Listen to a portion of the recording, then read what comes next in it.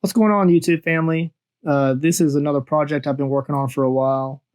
Sorry I didn't get the face on video, but I am going to go ahead and start recording the rest of the project. This is me applying the clay hair around the head of the vampire.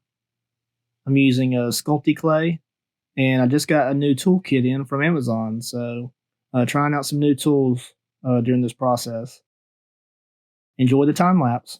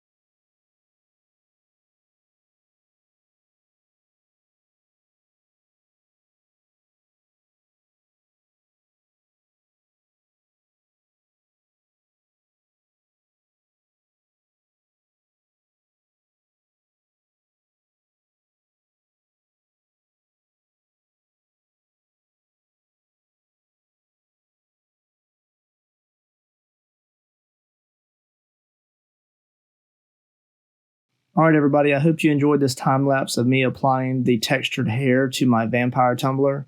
I'll try to create some more videos of me applying other features to this tumbler as I make them over the next week or so. And then hopefully eventually record painting it with some acrylics as well, just to bring it to life. Please like, subscribe, and take a look at some of our other videos. I hope to be creating more intense content here in the near future.